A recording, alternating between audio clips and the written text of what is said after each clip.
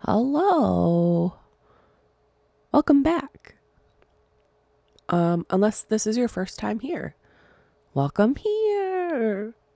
Come on in. The water's fine. I feel like that sounds like I'm about to trick you, but the water's totally fine. Also, there's no water. I don't know why I'm saying that a bunch.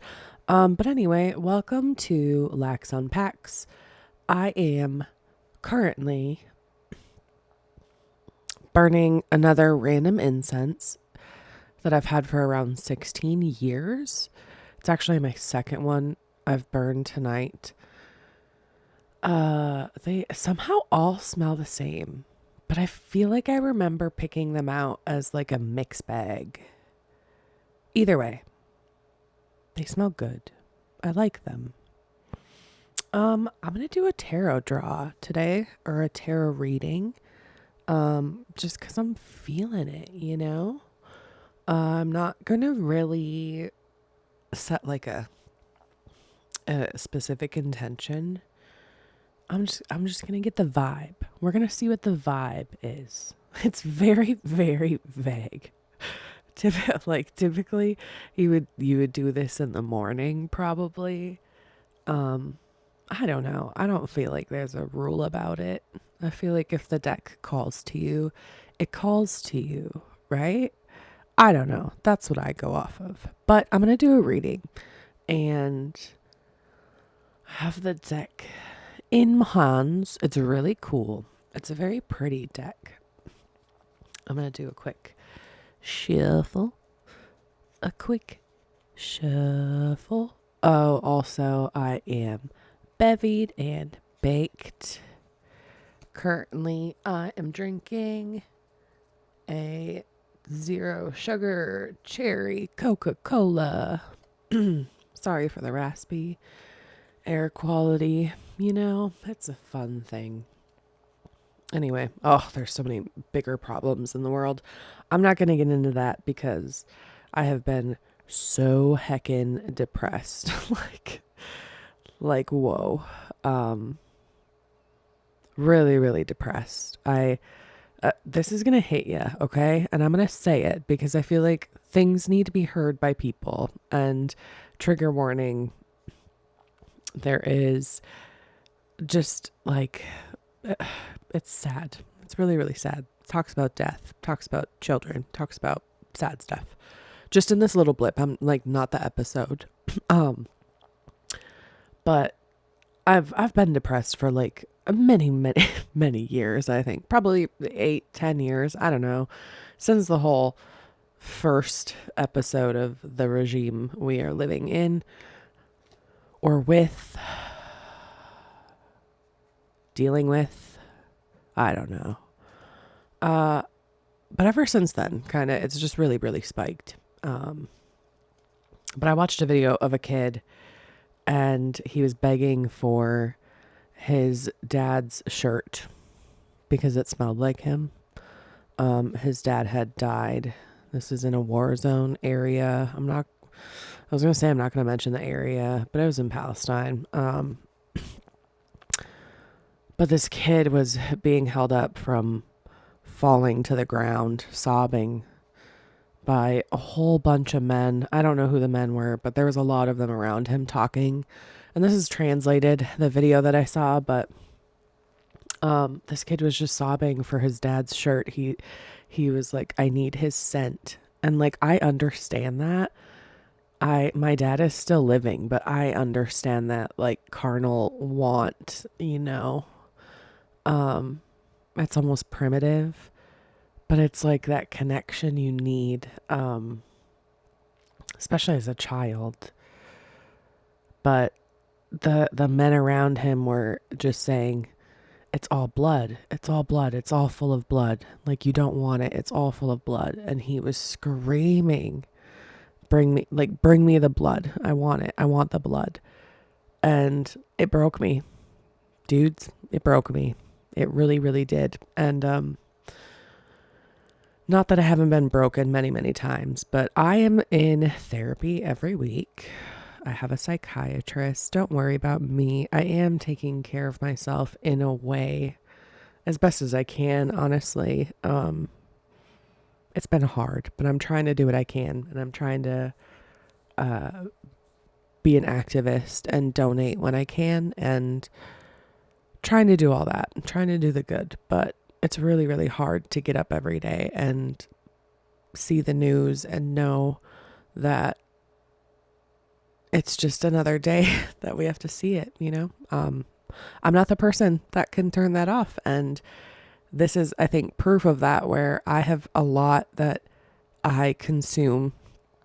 And that's just me as a person. I don't sit down and read books and books and books. Trust me, I do read books, but I don't do that. And I just consume news and media. Yes, not necessarily social media, like I'm not on Facebook or any of that, but I do consume media and I do see these things, but I do feel like that's my responsibility as a citizen in this country and a citizen of the world to be educated on what is happening around me and what is happening to the people that surround me, and stand up for the things, honestly, that I see that they're wrong, and just not be silent on them. But anyway, oh my gosh, wow, that was really a bummer. I'm sorry, I wasn't gonna get into all that, but it's real life, right? Again, I have said again and again and again on this podcast that I don't plan to edit myself or edit the things that I say in a sense of just for the sake of being commercialized, or the sake of, I guess, not to sound rude, but like for the sake of the listener, right? Oh my gosh, I have to worry about the listener. And while I do care about you guys for sure, I do also care about things that are very important to me, and also some things that are very, very weird to me, which is why I'm here for the most part. But it is real life, and this is kind of like acting as a little bit of a vlog for me. So if you're not into that, no harm, no foul, absolutely not. I still love you so much. But if I'm not for you, I get that. But if I am for you, I'm so happy. I'm happy if you like it. I'm happy if I bring you any bit of joy. That would make me happy. Back to it with the tarot. I'm not a good singer, you guys. I'm sorry, but I like to sing sometimes, especially if I'm feeling awkward. All right.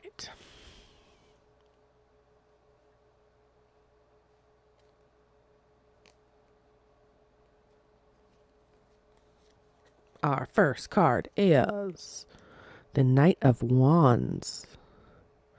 This is now, oh, it says, okay, so I'm still using my learning or my meaning tarot deck. I don't know if I said that, but this means now is a good time to do what you want to do. And yeah, I mean, that's pretty accurate. It represents, I'm trying to like speak into this ball face. I keep saying ball face because that's just, you guys are called ball faces now to me. I'm trying to speak into this mic at the correct like angle for you. I don't know. Oh, also I'm getting old because it's hard to read in the dark. I need to get like a little headlamp on my glasses or something. Ooh, that's a good idea. How come nobody's invented that? Oh, somebody probably has. I just haven't had it advertised to me yet. It's going to happen now. All right. So this also represents energy, passion, adventure, impetuous. I don't know what that word is. I'm so sorry. Courage, generous, and departure. Cool. Next card.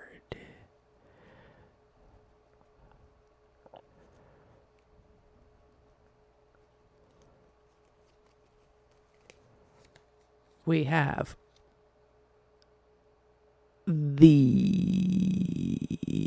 where is it? Oh, this is the 5 of Cups.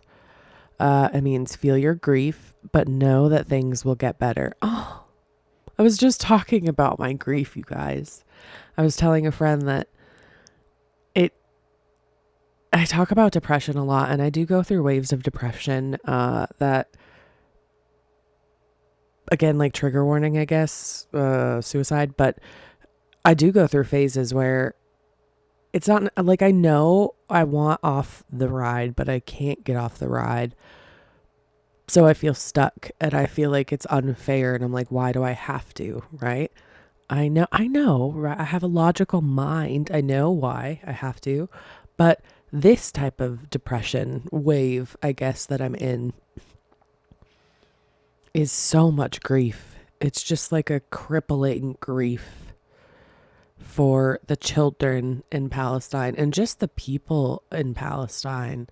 And honestly, the people in so many other places around the world that are just so brutalized day in and day out for no reason other than some egotistical fucktard that's in charge. Also, that was kind of a lame word. I'm sorry. I regret it. But it just, it irks me. But it does make sense that this card was drawn. And yes, I need to feel my grief. And I need to know that things will get better.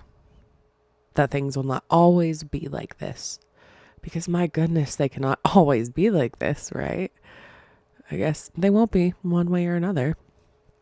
This card also represents grief, loss, self-pity. Oof, I've been doing a ton of that, darling. Despair, disappointment, disillusionment, fear of risk, and mourning. Again, I would say pretty accurate. All right. Channel your inner Matthew McConaughey today.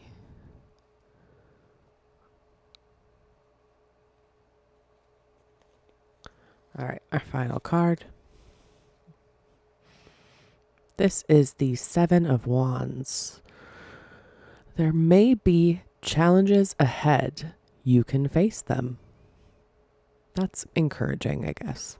It also represents competition, challenge, struggle, advantage, gain, overcoming, defense, and perseverance. It's got a really cool picture. I like the artwork. It's so cool about tarot is one really, really awesome thing is there's so much cool artwork. There's so many artists that make decks, and I have this one that, oh my goodness. I have my Meaning Tarot deck that I am using still when I don't have like time to on the fly research. Like in this instance, I need something that kind of guides me through it.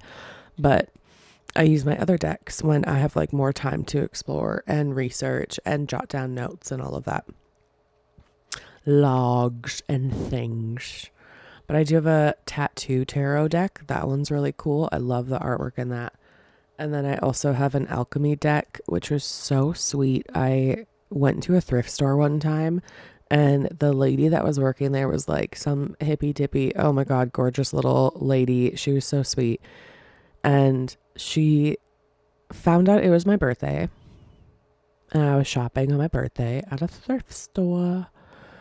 And we were chatting about like our interests and things. And she was like, what are you looking for? I could maybe tell you. We just got a bunch of stuff in. And we were chatting and I was like, oh, I'm really into tarot. I'm really trying to learn.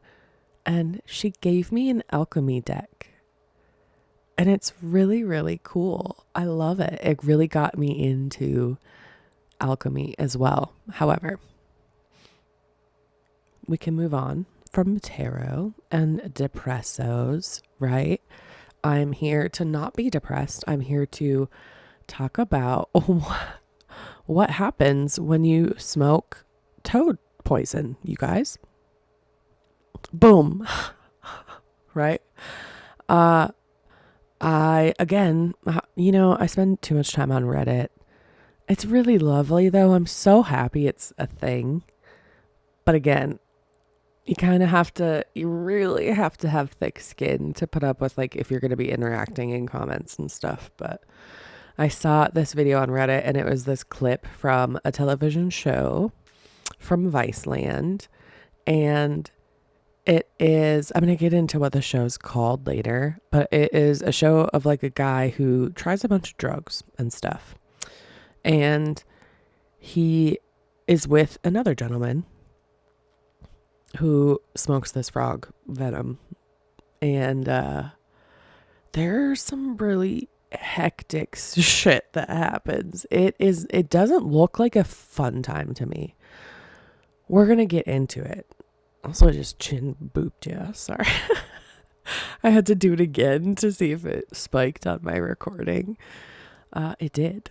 And it made me giggle. So, thanks, I guess. Wow, I'm 15 minutes in. I've been really yabbing a lot.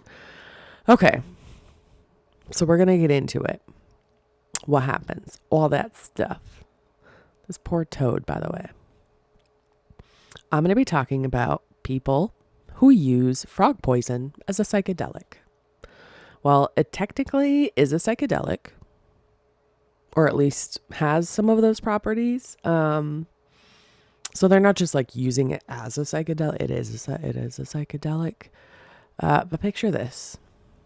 I'm sitting in my room, minding my own damn business. I'm scrolling Reddit, okay? Like I said. And I am accosted by a video of a man nearly dying while he is tripping on this shit. Yeah, it was absolutely awful. I watched it 4 times though. Okay. I think the source for this video again was Viceland. Anywho, the video plays out as such. I'm going to paint you such a nice little picture. So there's this man. He's standing on the left of the screen in a white outfit, you know, the kinds that you see kind of like that cult leaders wear in 70s documentaries, with the white linen, the beads, the dangling long hair, the shaman vibe. I'm pretty sure he actually was a shaman, but like with a medical twist. So his outfit was shaman with like, you know, the cuffs that the medical satin like shirts have. I don't know how to describe it. You guys should just watch the video, but it's shaman with a medical twist. The man in the center of the video is sitting on a sandy shoreline with these large palm plants behind him. There is a woman to the right, and I think she's cult doctor's helper. The scene shows the man in the center, hopefully fully enjoying his brain before it becomes liquid, smoking something out of a pipe. The pipe is a few inches long and has a little vial at the bottom. They heat the vial, which contains the frog poison, by the way, and the man inhales. He is instructed to hold for 10 seconds, which he does. I think this is kind of where things start to go downhill for him. Downhill for him. Sorry about the way I said that, but sorry, not sorry. He releases the vapor, and within I'm not joking you, within seconds, he is flat on his back, writhing in the sand. He violently starts thrashing around, scooting himself toward the river flowing near his feet. This is why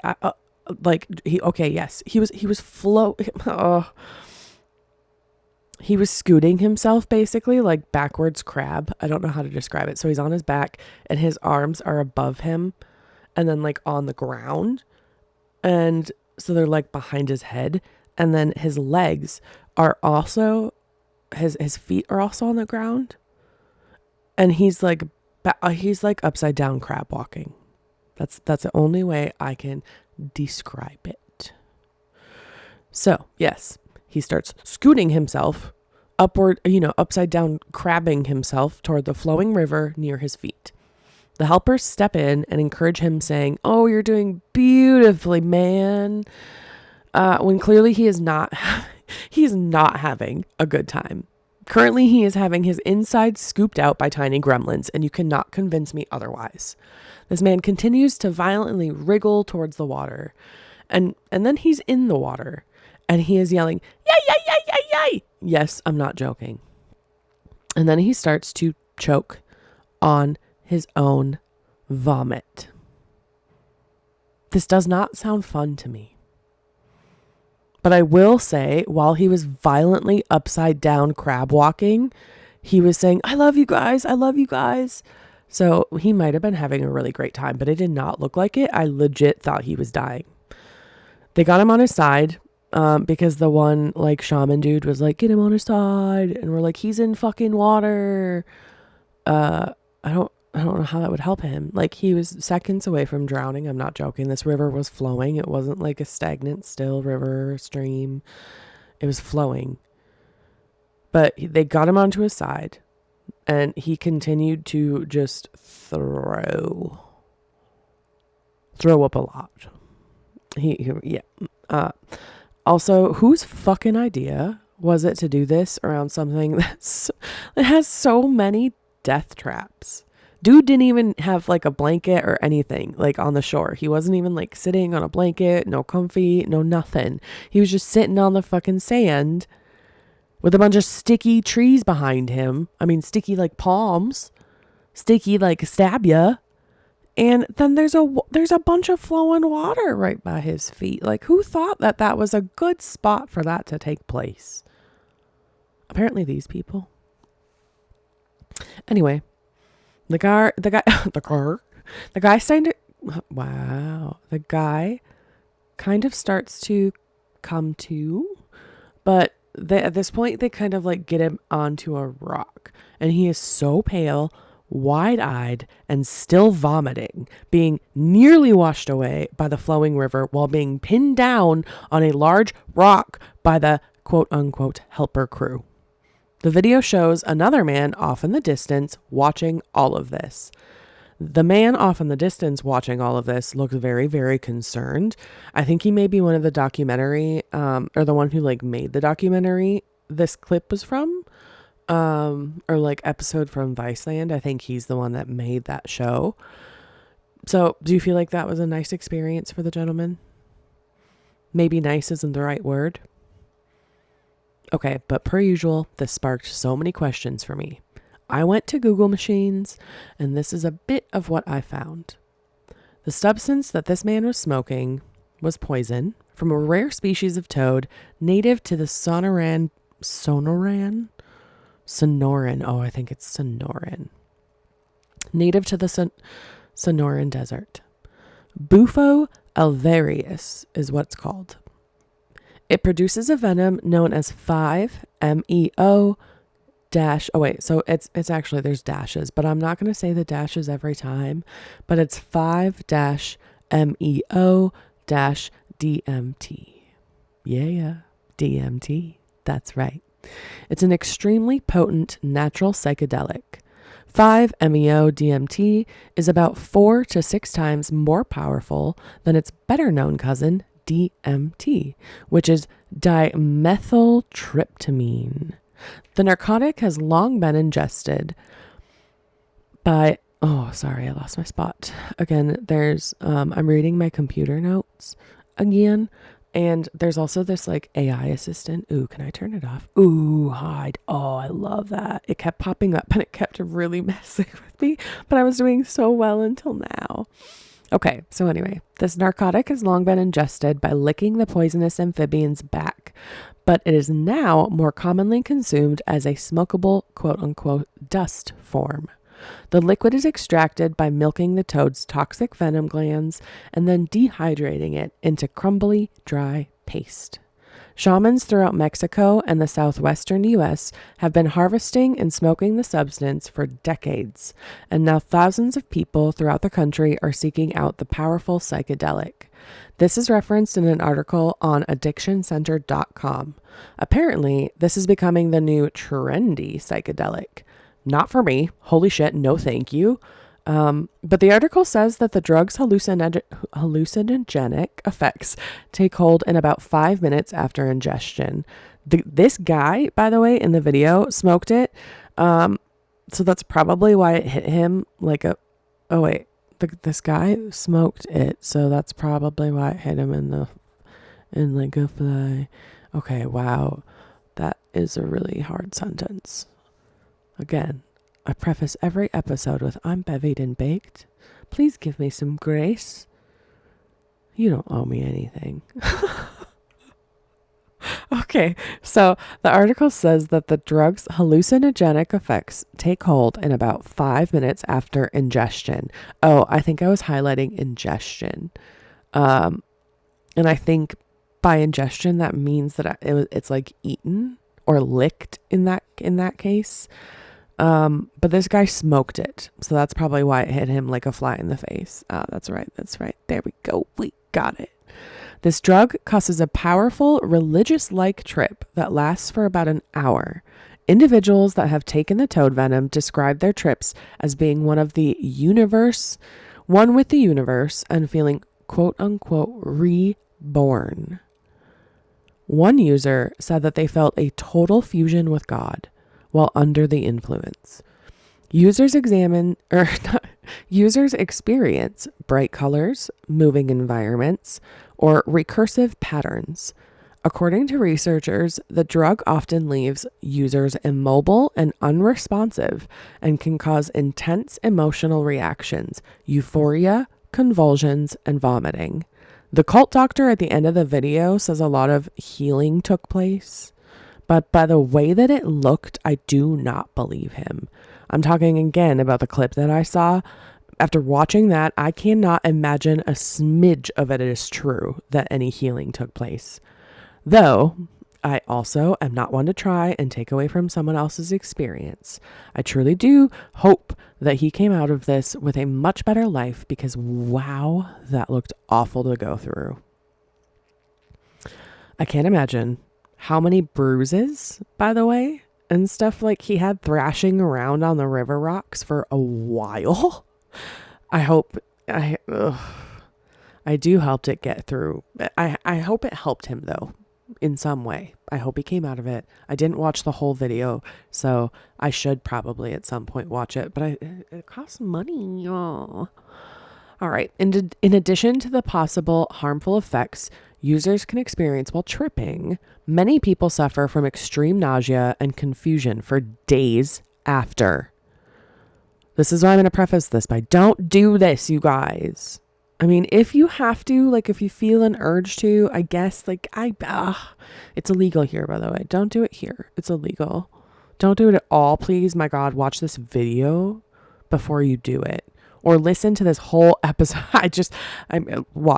Watch somebody go through it before you ever even would attempt it. But please don't even attempt it. It is so horrendous to watch somebody go through. But yes, people experience extreme nausea and confusion for days afterwards. However, this has not stopped psychedelic drug lovers across the nation from seeking out the Schedule I classified substance, which carries the threat of a 10-year prison sentence for possession.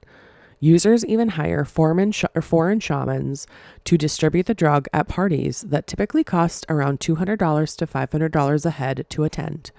The article goes on to say that once the venom wears off, users say that they experience an afterglow that can trigger them to make major positive life changes. 5-MeO-DMT appears to have a placebo analgesic effect compared to hypnosis. The drug also has shown to help break attachments to repressed childhood trauma, negative behaviors, and habitual negative thought patterns. These beneficial psychological effects have led some researchers to believe that in a controlled setting with a well-trained professional, the venom oh my gosh, why do I keep saying venomin? The venom could be useful in treating anxiety and depression. Hey yo.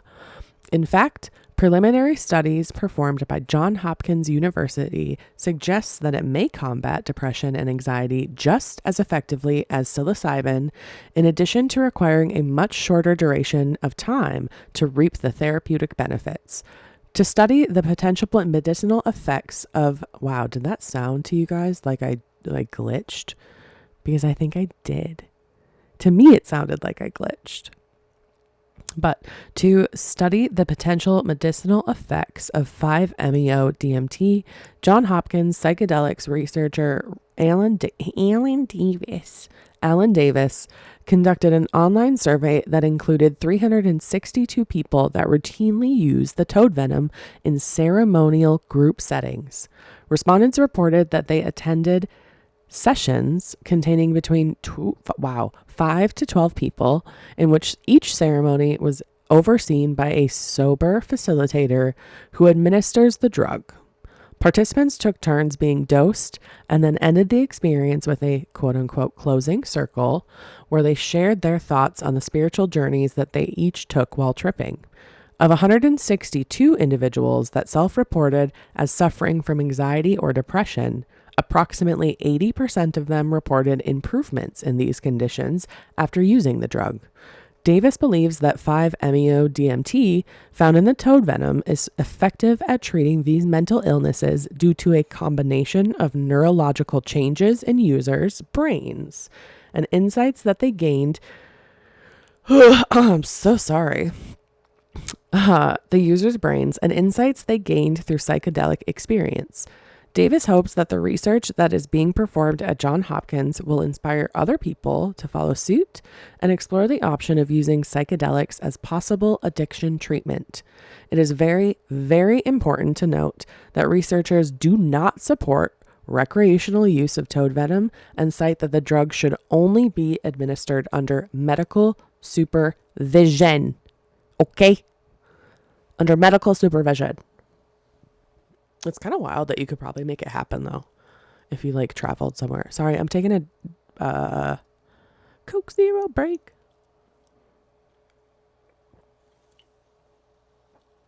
My throat was getting scratchy, and I think it's because my incense is burning out. And I did take an allergy med today, but I did also burn 2 incense, and I think 2 incense is too much. 2's too much.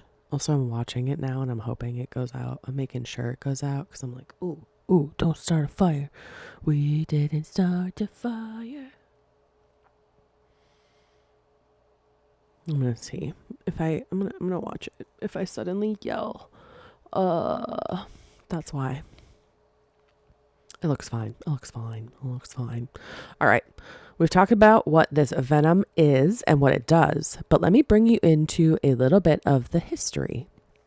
It is found in a wide variety of plant species, and it is also secreted by the glands of at least one toad species, the Colorado river toad. It may occur naturally in humans as well. It has been used as an entheogen. So an entheogen or entheogen is a psychoactive substance used in spiritual and religious contexts to induce altered states of consciousness in South America. Slang terms include 5-methoxy, the power, bufo, and toad venom. The drug has been described as the most powerful psychedelic and, by journalist Michael Pollan, as the Mount Everest of psychedelics. It has been described as an atypical psychedelic and as producing subjective effects notably distinct from those of DMT and other psychedelics, for instance, having a relative lack of visual effects. So, like with this, you don't get all of the visual stuff. I guess you might get some, but not all of it. Sorry, I had to jump over and peek at my incense and make sure it went out. It was first described in 1936, and it was first isolated from natural resources by 1959. 1959. I don't know why I added a D to that, but you're welcome. It was first reported to be hallucinogenic by 1970. There it is, you guys. It's the 70s. We've solved the case. The man, the man that knew how to really, I just booped you with my glasses. I'm sorry, my eye itches. Please hold. Ugh. Don't ever get allergies. They suck. As if you can prevent it. Maybe you can. I don't know. I could actually eat more local honey. That would really help me. Not with this current problem of the incense in my house, but it would help me in general. Eat some local honey, you guys. All right. So, in fact, the Church of the Tree of Life, founded in California in 1971 by John Mann, but now defunct, by the way, declared that the use of 5-MeO-DMT to be a sacrament. From approximately 1971 to the late 1980s, 5-MeO-DMT was discreetly available to its members. Between 1970 and 1990, smoking of 5-MeO-DMT on parsley. They smoked it on parsley, you guys. Do you think they smoked it on weed? But they're just saying parsley because like weed was illegal. They're like, nah, man, we smoked it on parsley. I think it was on weed, but it says they smoked it on parsley. Oh, wow. Okay. So it says, the smoking of 5-MeO-DMT on parsley was probably one of the most common forms of ingestion in the United States. On erowid.org, so that is EROWID.org, they show a timeline, and I'm going to sort of lay that out for you a little bit. According to this timeline, there was a bag and every time I get stuck, I go, There was a bag and snuffing paraphernalia found at a burial site in northern Chile. And from around the late 8th century, number 8. You know how long ago that was? That was a long time ago. Also, it contained remnants of bufotenin.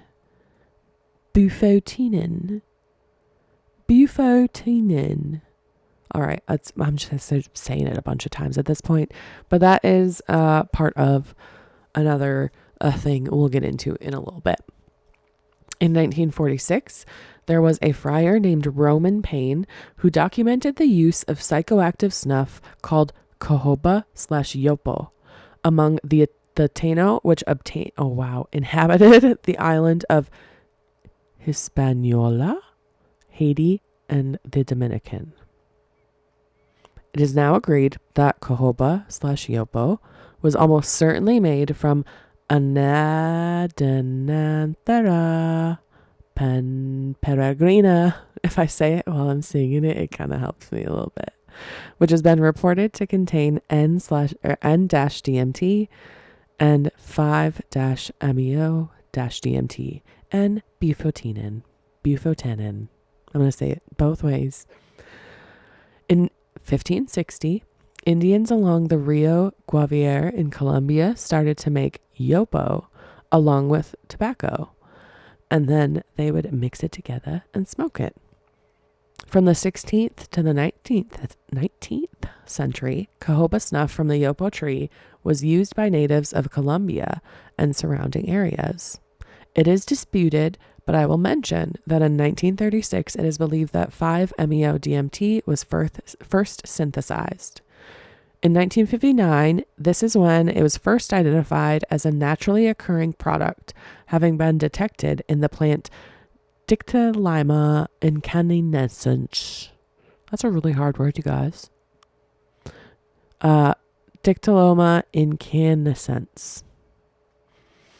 In 1965, 5-MeO-DMT was reported to be the main component of the hallucinogenic snuff known variously as perica, apena, or yaqui, and is prepared and used from the resin of the Virola theodora tree, and it was used by the indigenous people of northern South America. In 1968, this is where it was found in the venom of the Bufo alvarius toad, which is the one we're talking about, aka the Colorado River toad. And then beginning in around 1971, this is when the Church of the Tree of Life again was offering this as a sacrament to its members. In 1984, there was an underground pamphlet that went around. It was illustrated by Gail Patterson and published by Venom Press in Denton, Texas. It was called Bufo alvarius, the Psychedelic Toad of the Sonoran Desert, and it was written by Albert Most. His real name is actually Ken Nelson. Ken was an environmentalist, an anti-nuclear activist, artist, and an independent researcher from Denton, Texas. He wrote the pamphlet as part of his technical writing class. Ken personally distributed them at rainbow gatherings and at other underground events. This pamphlet described how to extract the venom and how to administer it to produce hallucinogenic effects. Following the publication, Following the publication of the pamphlet, recreational use of the toads was encountered by the late 1980s and became a media sensation. You guys, my incense went out. I'm super proud. In 1992, 5-MeO-DMT, the synthetic version, became available commercially through mail order. What? In 1992? You could order fucking frog venom by mail? I cannot believe that. That blew me away, by the way. And then finally, in 2011, this is when it was classified as a Schedule I substance in the United States. And wow, we've talked so much about the venom. Should we talk about the toad? I think they're kind of cute. There was a lady that drew a bunch of pictures of this toad for Ken Nelson, and she did amazing. Gail Patterson, hands, claps, yes, claps in the chat. But they're so cute, so let's talk about them. The Bufo alvarius is nocturnal and remains underground throughout the day, escaping the extreme temperatures with the strategy of subterranean life. At dusk, these desert toads leave their hidden recesses and congregate in damp, wet areas near springs and streams, in fields irrigated for agriculture, or in temporary pools left after heavy rains. The breeding season, May through July, is the period of the greatest activity for B. alvarius. Large, healthy toads can easily be gathered after dusk using a flashlight and a cloth collection bag. You know, if you needed to know that. For science. It's the largest native North American species of toad. In terms of snout to vent length, B. alvarius requires a minimum of 3 inches for sexual maturity, although breeding adults continue to grow up to 7 inches in length. The desert dweller is of stout build, very stout build, with a squat body and a flat, broad head. The skin is smooth and leathery, sparsely covered with pale orange warts, and can change considerably from a dark brown to olive or a grayish green. The belly is cream colored and usually unmarked, which is sad. I kind of hope they'd have some like cool tattoos, but they don't. It's unmarked. There are 1 to 4 prominent round white warts at the center of the mouth, but by far the most identifying characteristic of B. alvarius is the presence of large granular glands at the neck and the limbs. The granular glands are specialized multicellular concentrations of tissue. The most prominent of these is the pair of large kidney-shaped parotoid glands. Wow, did you hear the way that my tongue just clicked? Parotoid glands located on one on each side of the neck, over and behind the tympanum. Enlarged and elongated glands on the outside of each hind leg, between the knee and the thigh, are called femorals. Similarly, the tibials are long glands, or a line of shorter ones that run the full length between the knee and the ankle. An additional gland concentration can be found on each of the forearms. Each of these glands consists of many oval-shaped lobules, about 2 millimeters in diameter. Each lobule is an individual unit with a duct that emerges onto the skin as a well-defined single pore. A double cell layer surrounds each lobule and functions in the synthesis and release of a viscous milky white venom. The venom of B. alvarius contains a very peculiar and constant spectrum of biogenic amines. Biosynthesis of the aminase is accomplished via a genetically regulated enzyme system. What if they're amines? Amines? Amines. Again, I don't claim to be really, really smart. I am educated, though. All right. The metabolic pathway of B. alvarius is unique within the animal kingdom in that it produces large amounts of 5-methoxy-indole derivatives. The predominant alkaloid among these, as much as 15% of the venom by dry weight, is 5-methoxy-N, and N-dimethyltryptamine, which is the 5-MeO-DMT. Now, I must preface this by saying, do not attempt this. It is highly illegal, and clearly it will make you vom a bunch, okay? But with that warning, reading from the pamphlet by Ken Nelson, oh, sorry, I boob-toothed my nose. This is apparently some more information on how they collected the venom, dried it, and smoked it, along with what the feeling was like and how long it lasted, okay? What a bro for this, though, back in the day. I mean, like, making a pamphlet and being like, yo, you guys, this is how you can collect these frogs, and you can milk them, and then you can smoke the milk when it's dried. It's actually a venom. But you get fucked up, right? He handed these fucking pamphlets out at like parties. What a dude, bro. But also, I hope everyone was safe. I don't know. I don't know. Anyway, it's just wild for me to just smoke venom. But I get it. I do. I understand. So, reading from the pamphlet. Again, this is not a guide on how to do this. I don't suggest, well, it is a guide on how to do it, but I don't suggest that you do it, okay? So, fresh venom can easily be collected without harm to the toad. This is spoken in like 80s, by the way. I don't think there's any like weird English, but I know that's a hard pill to swallow, but that was like almost 50 years ago, okay? Give me a break. Fresh venom can easily be collected without harm to the toad. Use a flat glass plate or any other smooth, non-porous surface at least 12 inches in diameter. Hold the toad, or 12 inches in square. It doesn't have to be in diameter, but 12 inches square. Hold the toad in front of the plate, which is fixed in a vertical position. In this manner, the venom can be collected on the glass plate, free of dirt and liquid, released when the toad is handled. When you are ready to begin, hold the toad firmly in one hand, and with the thumb and forefinger of your other hand, squeeze near the base of the gland until the venom squirts out out of the pores and onto the glass plate. Use this method to systematically collect venom from each of the toad's granular glands, those on the forearm, those on the tibia and femur of the hind leg, and of course, the parotids on the neck. Each gland can be squeezed a second time, for an additional yield of venom if you allow the toad a 1-hour rest period. After this, the glands are empty and require 4 to 6 weeks for regeneration. The venom that comes out is a viscous and milky white in color when first squeezed from the glands. It begins drying within minutes and acquires the color and texture of rubber cement.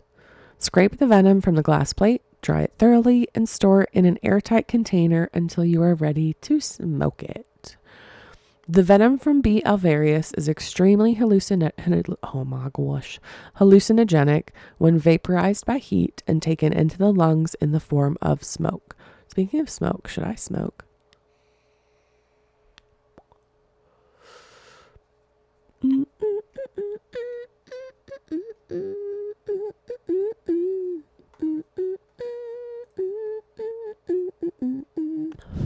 Sorry, I had to keep you busy while I was holding it. An adequate dosage for a normal adult of average size is a piece of dried venom about the size of a paper match head. Shave it into thin slices with a razor blade and put the pieces into a clean 1-toke pipe fitted with a brass screen. Designate this pipe strictly for smoking toad venom, as the accumulation of residue in the bowl and condensation of vapors within the stem can yield an unintentional high with other smoking materials. Apply a suitable flame and smoke the contents of the bowl in one complete inhalation. Try to hold the smoke in your lungs for as long as possible, as the effectiveness will depend largely on the full dose. So sorry I'm itching my nose, but try to still go on. Within 30 seconds, there will be an onset of almost overwhelming psychedelic effects. You will be completely absorbed in a complex chemical event characterized by an overload of thoughts and perception, brief collapse of the ego, and loss of the space-time continuum. He says to relax, breathe regularly, and flow with the experience. After 2 to 3 minutes, the initial intensity will fade into a pleasant LSD-like sensation in which visual illusions, hallucinations, and perceptual distortions are common. He says you also may experience or also sense a distortion in your perceived body image or notice the world shrinking or expanding. You may also notice that colors seem brighter and more beautiful than usual. And most likely, you will experience a euphoric mood interspersed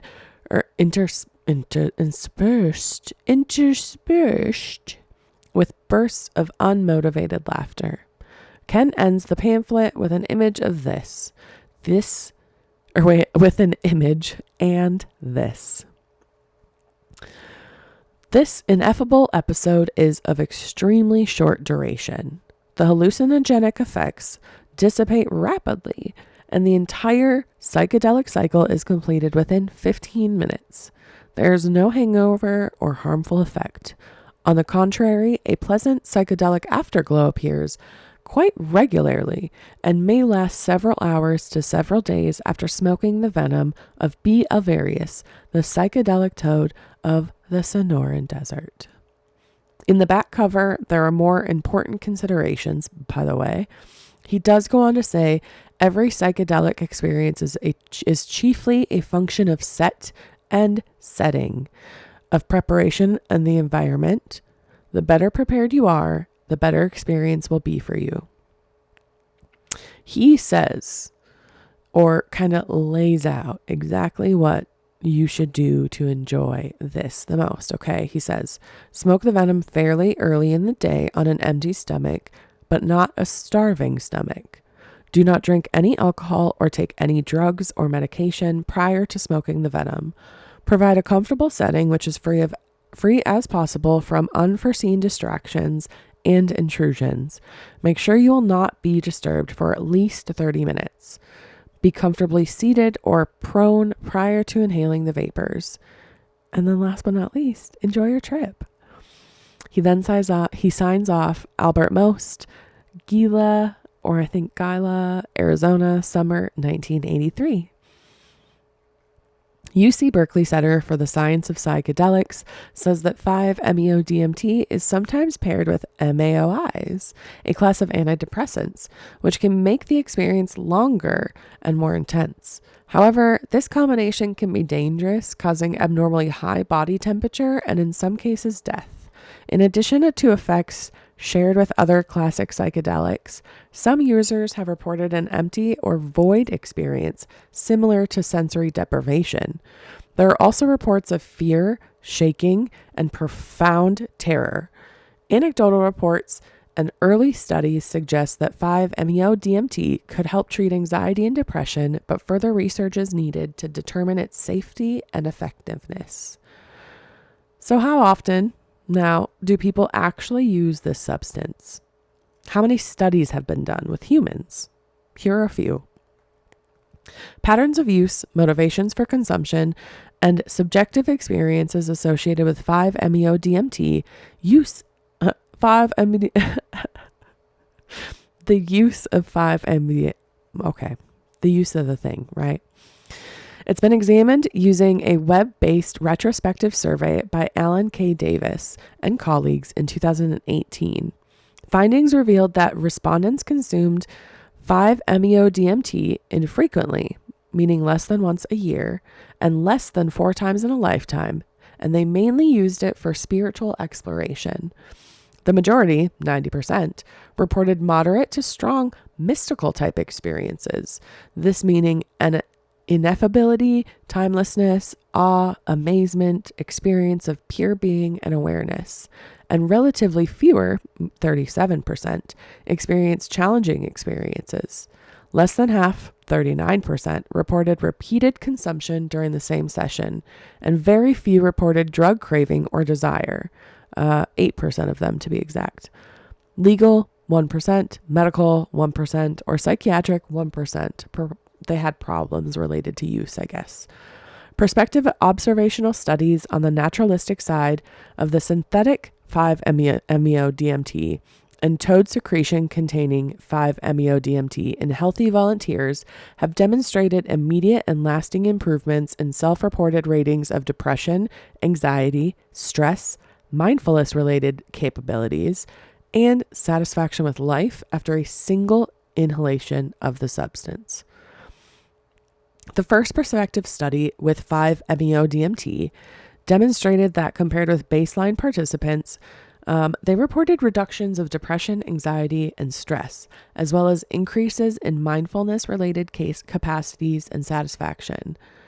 24-hour post-intake of toad venom. Oh, sorry. They had all those things 24 hours after ingesting the toad venom. Such improvements in mood, mindfulness-related capacities, and life satisfaction were found to persist for up to 4 weeks after intake. It was further found that participants who experienced higher levels of ego dissolution reported higher levels of satisfaction with life and lower levels of depression and stress 24 hours after drug experience. The first prospective study demonstrated, I already said that. There was also a follow-up study by this same group, and that demonstrated that mindfulness-related capacities were enhanced and feelings of depression were reduced immediately after intake of the synthetic one compared to the baseline. 7 days post-intake, mindfulness-related capacities remained enhanced, and feelings of anxiety and stress were significantly reduced compared with baseline. Again, it was found that more of an acute experience of ego dissolution, the more of a decrease in feelings of depression, anxiety, and stress, and the more of an increase in mindfulness-related capacities, both directly after the session and at the 7-day follow-up.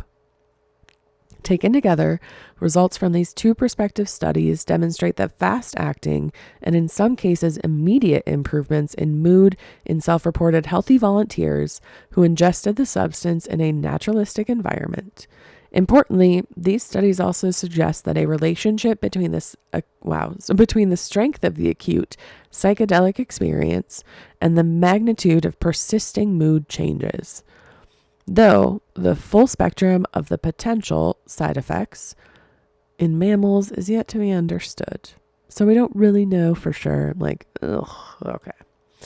We're going to talk a little bit about the well-being of these poor little toads for a minute, and then we're going to wrap this up with the conclusion that while these experiences seem rare, I don't personally believe that we should be milking these toads to smoke their drippings, But I do understand how these things could happen and continue, and I am not naive to the medical uses that could come from this.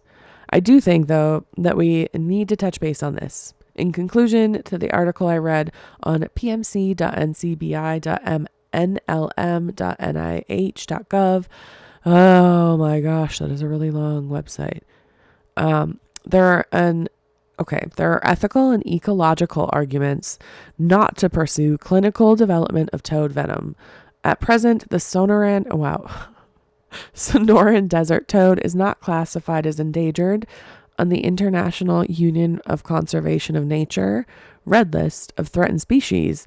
However, this classification dates back to an assessment of the toad population taken in 2004. Thus, it is plausible that the increasing popularity of inhalation of the vapor from this toad is that takes place in underground ceremonies may affect the stability of the toad population in the long run. Moreover, it is likely that the increasing demand for 5-MeO-DMT toad secretion will distribute the ecological equilibrium of the toads throughout the invasion of habitat, excessive milking, amphibian trafficking, and the black market dynamics. The potential extinction of the Sonoran desert toad can easily be prevented by switching to synthetic forms of this substance that, in addition, allow full control over the pharmacological constellation and hence their safety of use. Smoke or don't smoke toad venom, but if you do, wow, please be safe, you guys. Also, please don't. I can't imagine any of you in the situation that guy in that video was in. It was legit scary. That video, by the way, is from a show on Vice TV called Hamilton's Pharmacopoeia. Yeah, Pharmacopoeia. It's featuring Hamilton Morris. He is also the one that helped edit the pamphlet that Ken made about the toads. He's the one that like helped redistribute it and edit it. Shouts to Hamilton. But yeah, it features Hamilton Morris. He does a few, I think it has a few seasons. It looks good actually, but I don't think it's free, so I haven't watched it. But I might have to bite the bullet to watch it because it looks really good and interesting. But I think this dude, the Hamilton Morris, he also participates and smokes the toad venom, and I don't know how he reacts. So I want to watch it just for that. But yeah, I also want to watch I want to see what happened to that guy. Because like, oh my God, he looked like he was dying. But also he looked like he was dying, like upside down crab walking while screaming, I love you guys. Like, I just, toad venom. This is a long episode. Wow. I don't know if I should say like, you're welcome or I'm sorry, or again, I'm just kind of spewing to the universe. So universe, you a real one. Anybody who is still here, you a real one. Again, you look, well, not again, I didn't say this at the beginning, shame on me, but you look so cute today. You always do. Okay. Do you feel better? I don't know if I feel better. I think I feel better. I'm going to go rest my voice, and I just want you all to know that things will get better. Okay? They gotta, right? They're gonna. It's coming. I don't know when. It's coming though. Okay? Hold on. Okay, bye.